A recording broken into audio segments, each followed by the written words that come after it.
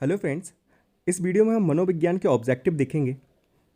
पहला प्रश्न है आपका, अधगम धारण, पुनः स्मरण तथा पहचान प्रक्रियाएं आती हैं किसके अंतर्गत आती हैं? स्मृति के अंतर्गत, तर्क के अंतर्गत, कल्पना के अंतर्गत या प्रेरक के अंतर्गत?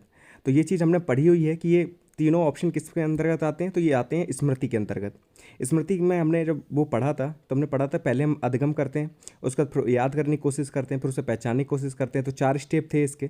तो ये था स्मृति के अंतर्गत। सेकंड क्वेश्चन देख लेते हैं हम।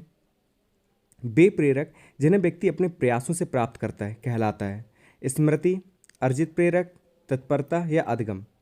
तो प्रेरक की बात हो रही तो ऑप्शन देख के भी आप समझ सकते हैं कि ये अर्जित प्रेरक होंगे, क्योंकि अर्जित प्रेरक ऐसे प्रेरक कहलाते हैं जिन्हें व्यक्ति अपने प्रयासों से प्राप्त करता है। एक होते हैं जन्मजात, जो जन्म से हमारे अंदर उपस्थित होते हैं, जैसे भूख, प्यास, निद्रा, ठीक है, ये जन्मजात प्रेरक कहलाते हैं। लेकिन जिन्हें हम अर्जित करते हैं अपने प्रयासों से, तो ऐसे प्रेरक कहलाते हैं आपके अर्जित प्रेरक।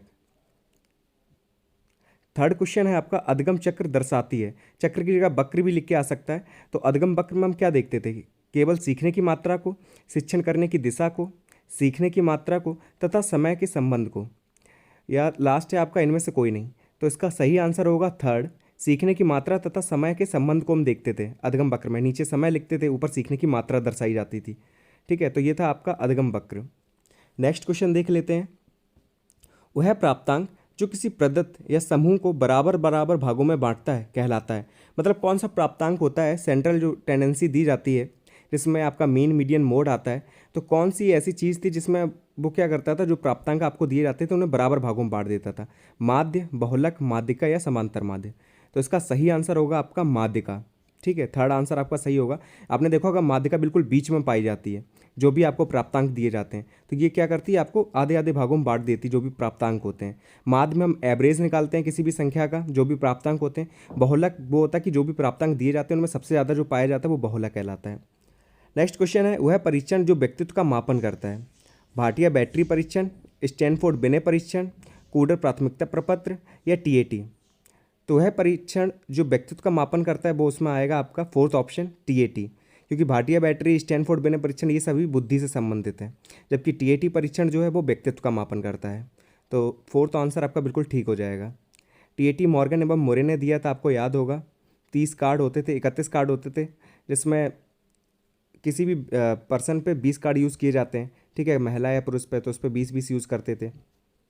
नेक्स्ट क्वेश्चन है आपका, एकल बुद्धि सिद्धांत किस मनोवैज्ञानिक द्वारा दिया गया? तो एकल बुद्धि सिद्धांत किसने दिया था? बिने ने, थॉर्नडाइक ने, फ्रीमैन ने या किसी ने नहीं? तो जो एकल बुद्धि सिद्धांत था वो आपका दिया था बिने ने। ठीक है, अल्फ्रेड बिने ने दिया था, जिसे हम लोग निरंकुशवादी सिद्धांत भी कहते थे। ठीक है, एक तत्व बुद्धि सिद्धांत भी इसी को कहते हैं। जबकि दो तत्व बुद्धि सिद्धांत और त्रितत्व बुद्धि सिद्धांत किसने दिया था? तो वो दिया था आपका स्पीयरमैन ने। नेक्स्ट क्वेश्चन है, परियोजना विधि किनके द्वारा प्रतिपादित की गई? तो परियोजना विधि को अगर इंग्लिश देखें तो उसे प्रोजेक्ट विधि भी कहते हैं। ठीक है, परियोजना को प्रोजेक्ट भी कहते हैं। तो ये किसने दी थी? जॉन डीवी ने, मैस्लो ने, कार्ल जुंग ने या किलपैट्रिक ने? तो प्रोजेक्ट विधि दी थी आपकी किलपैट्रिक ने। ठीक है, फोर्थ ऑप्शन आपका बिल्कुल सही हो जाएगा। किलपैट्रिक ने दी थी आपकी प्रोजेक्ट विधि। और कॉल जुंग जहाँ पे लिखा वहाँ पे कॉल युंग भी लिख के आ सकता है, मैस्लो और जॉन डीवी। जॉन डीवी ने करके सीखना सिद्धांत दिया था। ठीक है, करके सीखना सिद्धांत था जॉन डीवी का। नेक्स्ट क्वेश्चन है, सिगमंड फ्राइड द्वारा प्रतिपादित सिद्धांत को कहा जाता है। सिगमंड फ्राइड ने कौन सा सिद्धांत दिया था? सीखने का सिद्धांत, तो ये तो थॉर्नडाइक ने दिया था। मनोविश्लेषणात्मक सिद्धांत, सामाजिक संरचना का सिद्धांत और तत्परता का सिद्धांत? तो देखिए, सीखने के सिद्धांत दिए थे किसने? थॉर्नडाइक ने। तत्परता का सिद्धांत भी उसी में आ जाता है। सामाजिक संरचना का सिद्धांत दिया था आपका कोहलबर्ग ने, जबकि मनोविश्लेषणात्मक सिद्धांत जो है वो सिगमंड फ्राइड का है।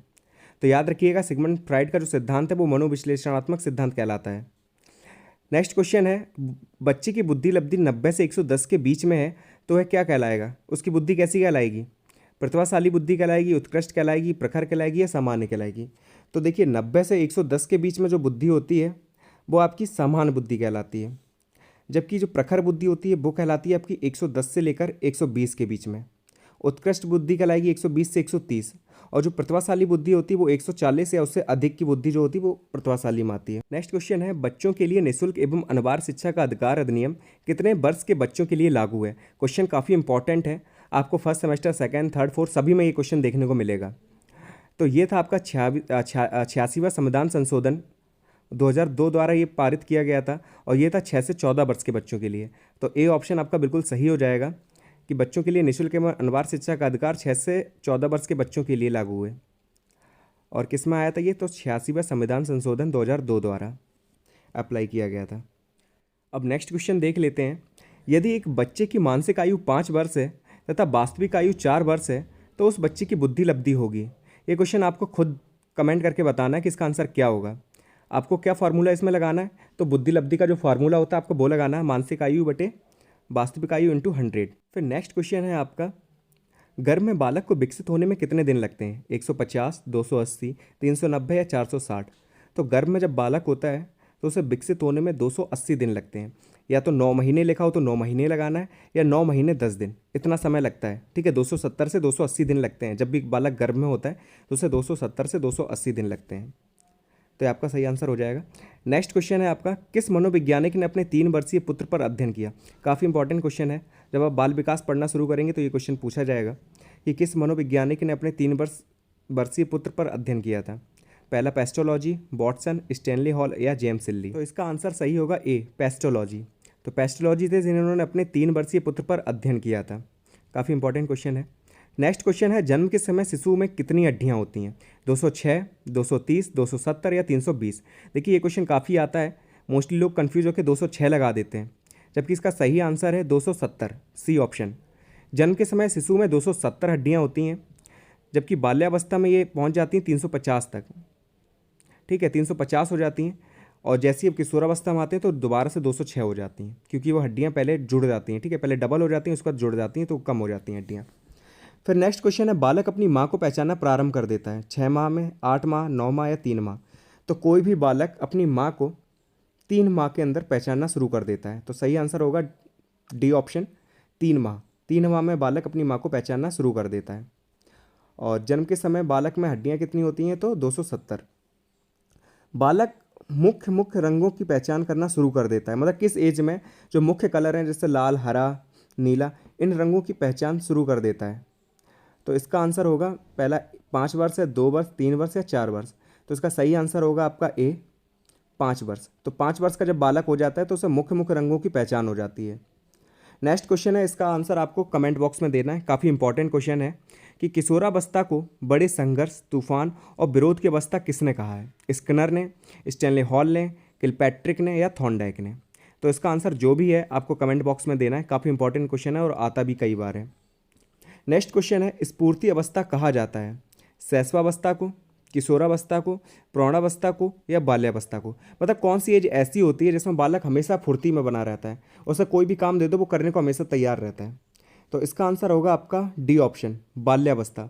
बाल्यावस्था ऐसी एज है जिसमें बालक खेलते रहते हैं, हमेशा खेलने में बिजी रहते हैं। आप उन्हें कोई भी काम दे दो वो करने को हमेशा तैयार रहते हैं।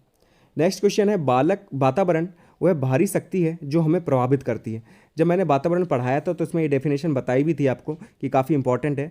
वातावरण वह भारी शक्ति है जो हमें प्रभावित करती है। किसने कहा था? वुडवर्थ ने, रॉस ने, एनास्टॉसी ने या इनमें से कोई नहीं? तो ये कथन है आपका रॉस का। रॉस ने कहा था कि वातावरण वह भारी शक्ति है जो हमें प्रभावित करती है। तो ये रॉस इसका सही आंसर हो जाएगा। नेक्स्ट क्वेश्चन है, शारीरिक विकास का क्षेत्र है स्नायुमंडल, मांसपेशियों में वृद्धि, एंडोक्राइन ग्लैंड्स या उपयुक्त सभी? देखिए स्नायुमंडल अगर कहीं भी आता है ऑप्शन में तो समझ लीजिए कि वो शारीरिक विकास से संबंधित है। और मांसपेशियों में वृद्धि हो रही तो ये भी आप सीधे सीधा आपको समझ में आ रहा है कि ये शारीरिक विकास से संबंधित है। और एंडोक्राइन ग्लैंड्स जो होती हैं ये भी शरीर से संबंधित हैं, तो ये भी इसी का क्षेत्र के अंतर्गत आ जाएगा। तो ये तीनों ही ऑप्शन बिल्कुल सही हैं। तो शारीरिक विकास के क्षेत्र में ये तीनों ऑप्शन आ जाएंगे। नेक्स्ट क्वेश्चन है, निम्न में से कौन सा वंशानुक्रम का निकाय नहीं है? समानता, भिन्नता, प्रत्यागमन या अभिप्रेरणा? देखिए ये भी मैंने आपको पढ़ाया था जब वंशानुक्रम के नियम पढ़ाए थे तो उसमें 3 नियम आते थे, समानता का नियम, भिन्नता का नियम या प्रत्यागमन का नियम। तो इसका डी ऑप्शन बिल्कुल गलत है, अभिप्रेरणा का नियम इसमें नहीं आता।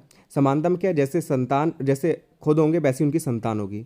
ठीक है, हो सकता है थोड़ा भिन्न भी हो तो भिन्नता का नियम लग जाता है। और प्रत्यागमन में क्या होता है कि जैसी कैरेक्टरिस्टिक्स हैं माता पिता के उसके जस्ट अपोजिट हों अगर, तो वो प्रत्यागमन का सिद्धांत में आ जाता है। अब नेक्स्ट क्वेश्चन देख लेते हैं, 20वीं शताब्दी को बालक की शताब्दी किसने कहा है? तो ये भी आपको कमेंट बॉक्स में इसका आंसर देना है। काफ़ी इंपॉर्टेंट क्वेश्चन है और आसान भी है। ये क्वेश्चन काफ़ी बार पूछा जाता है कि 20वीं शताब्दी को बालक की शताब्दी किसने कहा है? मुरे ने कहा है, एडलर ने कहा है, क्रो एंड क्रो ने कहा है, या जेबी बॉटसन ने कहा है। तो ये वीडियो आपका यहीं पे कंप्लीट होता है। जो भी क्वेश्चन आपसे पूछे गए हैं कमेंट में आप आंसर कीजिएगा उनका, और आपका एग्ज़ाम नेक्स्ट मंथ हो जाएगा। अगर नहीं भी हुआ तो मई की स्टार्टिंग में आपका एग्ज़ाम होना ही होना है। ठीक है, तैयारी करते रहिए, वीडियो देखते रहिए, शेयर कीजिए अपने दोस्तों के साथ। And thank you so much for watching this video.